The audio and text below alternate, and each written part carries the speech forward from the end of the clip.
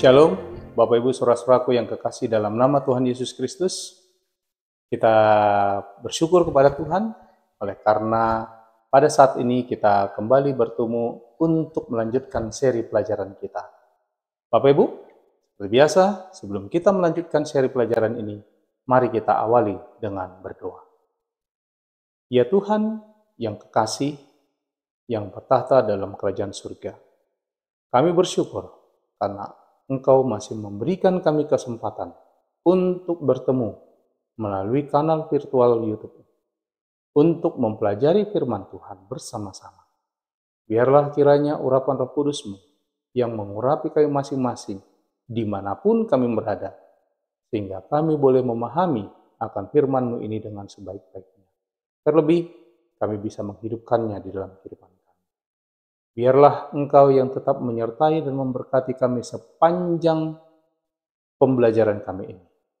Biarlah kiranya Engkau juga yang mengampuni segala dosa kesalahan kami, Bapa. Kehendak-Mu yang terjadi dalam hidup kami persembahkan dua permohonan kami ini hanya melalui anak Yesus Kristus yang menjadi Tuhan dan Juru Selamat kami. Amin. Bapak Ibu saudara-saudaraku yang kekasih dalam nama Tuhan Yesus Kristus, dalam pelajaran kita kali ini berjudul Menghidupkan Hukum, pelajaran yang ke-9. Saudara-saudara sekalian, ayat inti untuk pelajaran kali ini terdapat di dalam Keluaran pasal 20 ayat 22 sampai 23. Dikatakan bahwa, lalu berfirmanlah Tuhan kepada Musa, beginilah kau katakan kepada orang Israel, kamu sendiri telah menyaksikan bahwa aku berbicara dengan kamu dari langit. Janganlah kamu berbuat atau membuat di sampingku Allah perak. Jangan juga Allah emas. Janganlah kamu buat bagimu. Sebagai fokus pelajaran kita pada saat ini, terdapat di dalam kitab Keluaran pasal 20 ayat 21 sampai pasal 23 ayat 33. Bapak Ibu saudara-saudaraku yang kekasih, kita lanjutkan. Kita mau melihat sedikit tentang ringkasan dari pelajaran kita saat ini. Kita awali dalam pendahuluan Bapak Ibu sekalian. Selain hukum moral yang juga dikenal sebagai 10 hukum Bapak Ibu, atau 10 janji Allah yang kita sudah tekankan di dalam seri pelajaran sebelumnya, yang secara tradisional ini disebut sebagai 10 perintah Allah. Tuhan juga memberikan kepada Musa apa yang disebut dengan mispatim, yang secara harfiah berarti penghakiman, yang juga diterjemahkan sebagai ketetapan atau aturan atau hukum atau bahkan peraturan. Hukum-hukum ini Bapak Ibu sekalian secara praktis ini menerapkan prinsip-prinsip 10 hukum dalam kehidupan sehari-hari orang Israel. Bagian hukum ini yang ditulis pada gulungan kitab oleh Musa ini disebut sebagai kitab perjanjian. Keluaran pasal 24 ayat yang ke-7. Dan kitab perjanjian ini Bapak Ibu sekalian dijelaskan lebih rinci dalam Keluaran pasal 20 ayat 22 sampai pasal 23 ayat 19. Saudara-saudara sekalian, berikut ini adalah khotbah singkat Allah tentang bagaimana dan dengan syarat apa Ia akan memimpin umatnya ke tanah perjanjian. Keluaran pasal 23 ayat 20 sampai 33. Menjadi tema pelajaran kita kali ini, bahwa Allah memperluas dan menjelaskan 10 janji atau 10 firman kepada umatnya dalam kitab perjanjian. Penjelasan perintah-perintah khusus ini Bapak Ibu dapat langsung dideteksi dalam bagian-bagian berikut ini.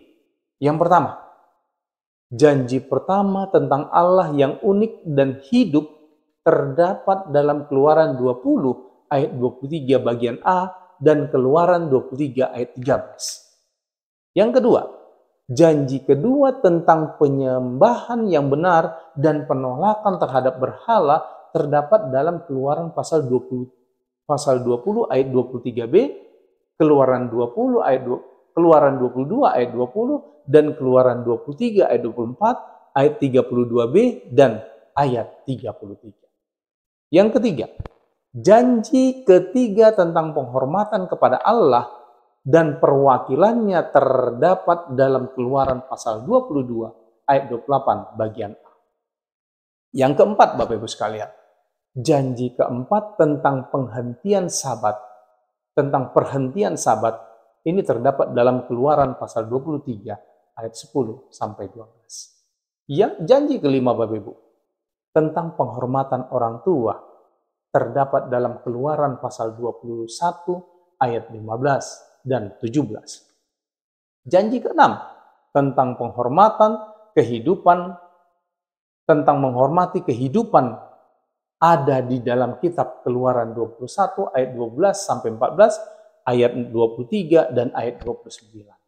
Yang ketujuh, Bapak Ibu sekalian, janji ketujuh tentang menghormati pernikahan terdapat dalam Keluaran pasal 22 ayat 16 dan 17. Janji ke-8 tentang menghormati kepemilikan terdapat dalam Keluaran pasal 22 ayat 1 sampai 4. Janji yang ke-9, Bapak Ibu sekalian, tentang menghormati kebenaran dan nama baik orang terdapat dalam Keluaran pasal 22 ayat 11 dan Keluaran 23 ayat 1 sampai 9. Dan yang terakhir, janji ke-10, Bapak Ibu, tentang menghormati diri sendiri dengan menjaga kesucian pikiran dan tidak mengingini sesuatu secara berlebihan, mencakup seluruh hukum perjanjian. Saudara-saudaraku, hukum-hukum khusus ini yang bersifat kasuistik atau apodiktik ini mencerminkan 10 hukum dalam arti yang lebih luas. Misalnya, semua ketentuan mengenai cedera atau kerugian merujuk pada janji ke-6. Sementara peraturan tentang pencurian merujuk pada janji ke-8. Tujuan dari penghakiman ini adalah untuk menolong orang-orang percaya menjadi pria dan wanita yang berintegritas.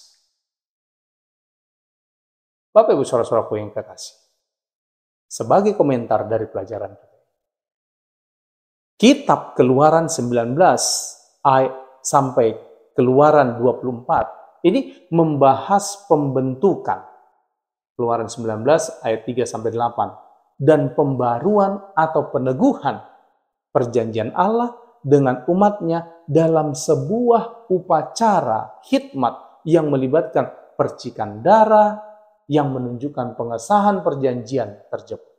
Keluaran 24 ayat 3 sampai 8. Di antaranya, Bapak Ibu sekalian, seperti dua penyangga buku, disajikan prinsip-prinsip dasar karakter Allah dalam hubungannya dengan umat manusia. Saudara-saudara sekalian, nilai-nilai universal dan kekal ini yang tidak dibatasi oleh budaya atau waktu, ini diungkapkan dalam hukum moral, yaitu 10 hukum atau 10 janji. Keluaran 20 ayat 1 sampai 17. Yang kemudian Bapak Ibu dijelaskan lebih rinci dalam Undang-Undang Perjanjian. Keluaran 20 ayat 22 sampai Keluaran 23 ayat 33. Saudara-saudara sekalian, penerapan dan perluasan 10 hukum dalam bentuk undang-undang perjanjian ini untuk alasan yang praktis dapat disusun sebagai berikut ini, yaitu pembukaan Keluaran 20 ayat 22 sampai 21 ayat 21, lalu kasus-kasus yang melibatkan budak Ibrani, Keluaran 21 ayat 2 sampai 11. Yang kedua, kasus-kasus yang melibatkan hukuman mati. Keluaran 21 ayat 12 sampai 17. Kasus-kasus yang melibatkan cedera pribadi. Keluaran 21 ayat 18 sampai 32. Kasus-kasus yang melibatkan perusakan, perlindungan, dan pencurian harta milik. Keluaran 21 ayat 33 dan sampai Keluaran 22 ayat 15. Kasus-kasus yang melibatkan kehidupan bermasyarakat. Keluaran 22 ayat 16 sampai 31. Kasus-kasus yang melibatkan keadilan dan ketetanggaan. Keluaran 23 ayat 1 sampai 9. Hukum yang terkait dengan musim-musim suci.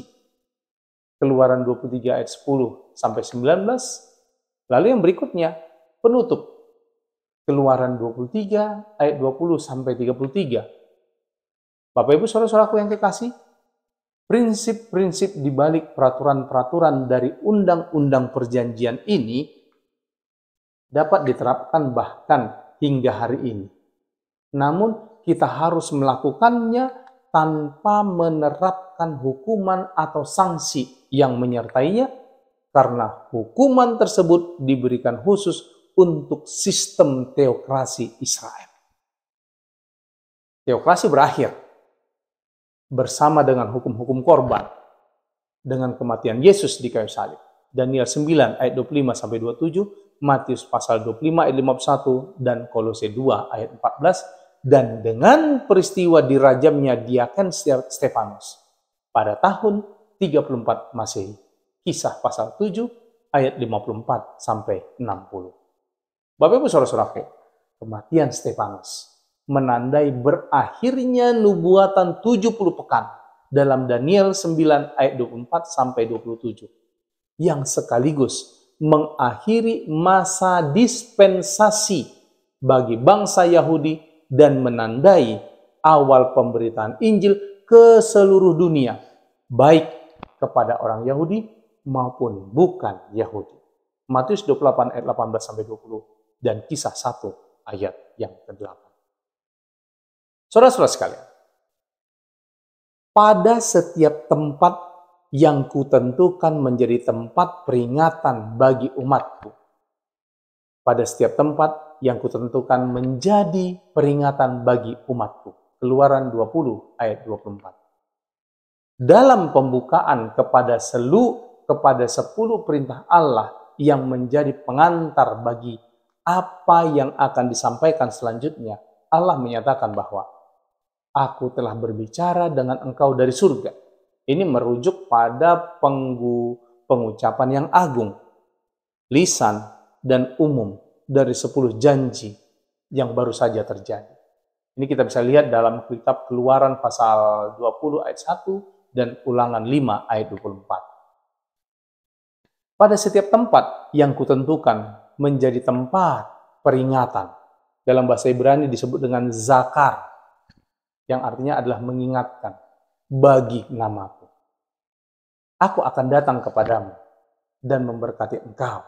Keluaran 20 ayat 22 sampai 24. Penekanan 4 kali lipat pada keilahian aku mengenai apa yang Tuhan lakukan dan akan lakukan ini sangatlah penting, Bapak Ibu sekalian. Bentuk gramatikal tempat yang kutentukan menjadi peringatan bagi namaku ini, yang terdapat dalam Keluaran pasal 20 ayat 24, ini menempatkan Tuhan sebagai subjek hanya dalam ayat ini. Tuhan sendiri ingin meyakinkan umatnya bahwa Dia akan menyertai mereka. Allah berjanji, Bapak Ibu sekalian, bahwa Dia akan hadir bersama mereka di tempat-tempat di mana Dia menegakkan namanya dan membuatnya dihormati. Di sanalah Dia akan memberkati mereka. Lokasi-lokasi ini mencakup banyak tempat, sementara dan khususnya kemudian baik bait suci di Yerusalem di mana Dia akan disembah dengan tulus. Pernyataan ini, Bapak Ibu sekalian, mengisyaratkan bahwa manusia harus merespons dengan benar dan membina hubungan dengan Allah. kehadiran dan berkatnya tidak bersifat otomatis, Bapak Ibu sekalian. Dia akan hadir di tempat di mana namanya diingat. Hal ini tentunya menghubungkan kita dengan wahyu Allah tentang namanya kepada Musa dan melalui Musa kepada bangsa Israel yang harus diingat turun-temurun. Keluaran 3 ayat 15, Bapak Ibu sekalian. Dengan demikian, dalam pusat teologis hukum tentang mesbah dalam Keluaran 20 ayat 24 sampai 26, kehadiran dan berkat Allah ini ditekankan.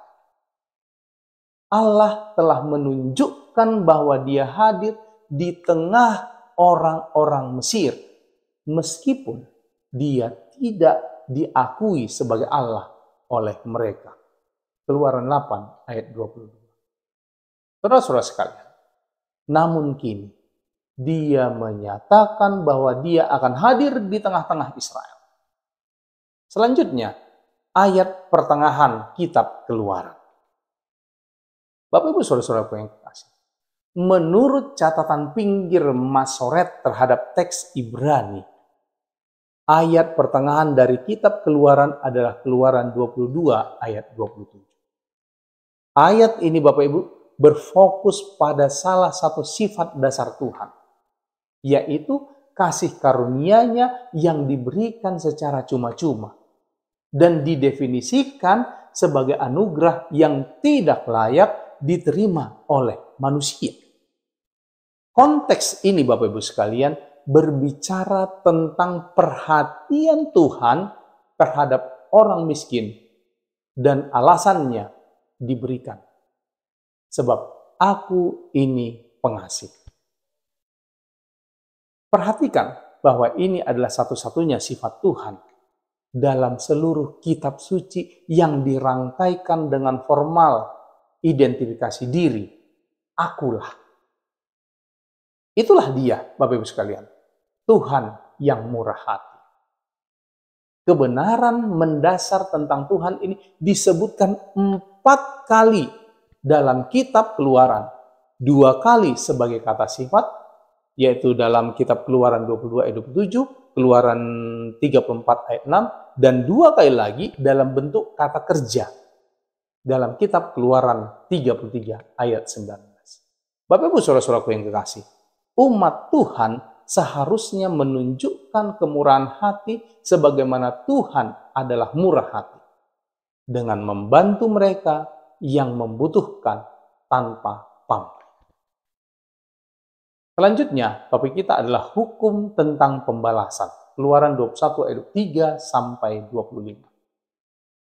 Apa yang disebut dengan lex talionis, yaitu hukum pembalasan setimpal.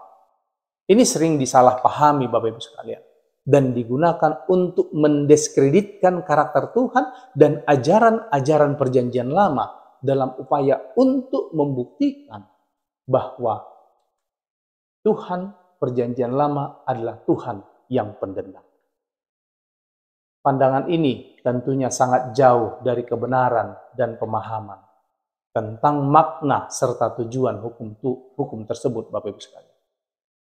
Tujuannya adalah untuk membatasi pembalasan atau dendam pribadi, dengan demikian menghalangi seseorang atau keluarga untuk mencari keadilan dengan tangan mereka sendiri. Itu adalah hukum Bapak Ibu sekalian yang mana yang sangat manusiawi, yang ditujukan bagi para hakim yang menangani berbagai kasus ketika cedera atau hal yang membahayakan telah terjadi. Saudara-saudara sekalian, hukum itu bertujuan untuk memastikan penerapan kompensasi yang tepat, tidak berlebihan. Dasar utama dari peraturan ini adalah pemberian ganti rugi finansial. Ini kita bisa lihat dalam, misalkan dalam kitab Keluaran 21 ayat 19, ayat 22, ayat 30, ayat 32, ayat 34 sampai 36. Atau tawaran kebebasan dari perbudakan. Keluaran pasal 21 ayat 26 dan 27. Agar apa? Agar masyarakat Israel terlindungi dan kejahatan dapat dibatasi. Tapi berikutnya adalah penaklukan Kanaan, Bapak Ibu sekalian. Allah meyakinkan bangsa Israel bahwa sebagaimana Dia telah berperang bagi mereka dalam peristiwa Laut Merah. Keluaran pasal 14 ayat 13, ayat 14, ayat 26 sampai 31, Dia akan melakukan hal yang sama ketika mereka memasuki tanah perjanjian. Dia sendiri akan mendahului mereka dan mengalahkan musuh-musuh mereka. Keluaran pasal 23 ayat 20 sampai 31. Kata aku, Bapak Ibu sekalian, yang ilahi muncul 13 kali dalam bagian ini. Di mana Allah ini menyatakan apa yang akan Ia lakukan bagi Israel, memampukan mereka untuk mewarisi wilayah baru. Yang pertama, aku mengutus seorang malaikat berjalan di depan. Keluaran 23 ayat 20. Yang kedua, aku akan memusuhi musuhmu. Keluaran 23 ayat 22 bagian A. Aku akan melawan lawanmu. Keluaran 23 ayat 22 bagian B. Ini yang ketiga. Yang keempat, aku akan melenyapkan mereka. Keluaran 23 ayat 23. Yang kelima, aku akan menjauhkan penyakit dari tengah-tengahmu. Keluaran 23 ayat 25. Yang keenam, aku akan menggenapkan tahun umurmu. Keluaran 23 ayat 26. Yang ketujuh, aku akan mengirimkan kegentaran mendahului engkau. Keluaran 23 ayat 27 bagian A, versi New International Version. Yang kedelapan, aku akan mengacaukan semua orang yang kau datang. Keluaran 23 ayat 27 bagian. Yang kesembilan, aku akan membuat semua musuhmu lari membelakangi engkau. Keluaran 23 ayat 27. Yang ke-10, aku akan melepaskan tabuhan mendahului engkau. Keluaran 23 ayat 28. Yang ke-11, sedikit demi sedikit aku akan menghalau mereka dari depanmu. Keluaran 23 ayat 30. 12. Aku akan menentukan batas daerahmu. Keluaran 23 ayat 31. 13. Aku akan menyerahkan penduduk negeri itu ke dalam tanganmu. Keluaran 23 ayat 31. Bapak Ibu Saudara, Allah juga dengan jelas menyatakan apa yang umatnya perlu lakukan sebagai respons supaya mereka dapat mengalami berkat ilahi ini sepenuhnya. Yang pertama, menjaga diri dan mendengar. Keluaran 23 ayat 21. Kepada malaikatku, ini adalah malaikat Tuhan, utusan prainkarnasi, yaitu Yesus Kristus. Kita bisa lihat dalam Kejadian 16 ayat 7, Keluaran 3 ayat 2, ayat 4 dan 7, dan Keluaran pasal 14 ayat yang ke-9. Yang kedua, jangan menurhaka kepadanya. Keluaran 23 ayat 21. Yang ketiga, janganlah engkau sujud menyembah kepada Allah mereka, yaitu orang-orang kafir, atau beribadah kepadanya, dan janganlah engkau meniru perbuatan mereka. Keluaran 23 ayat 24.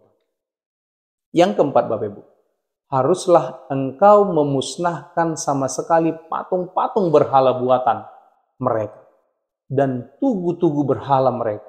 Haruslah kau remukkan sama sekali. Keluaran 23 ayat 24. Yang kelima, jangan mengadakan perjanjian dengan mereka ataupun dengan Allah mereka. Keluaran 23 ayat 32. Janganlah biarkan mereka, yang keenam, janganlah biarkan mereka tinggal di negerimu, karena mereka akan membuatmu berdosa terhadap aku. Karena penyembahan berhala mereka tentu akan menjadi jerat bagimu. Keluaran 23 ayat 23. New International Version. Bapak Ibu sekalian, dengan demikian Tuhan secara tegas memperingatkan mereka untuk tidak menjalin hubungan perjanjian dengan bangsa-bangsa tetangga atau mengikuti praktek penyembahan berhala mereka.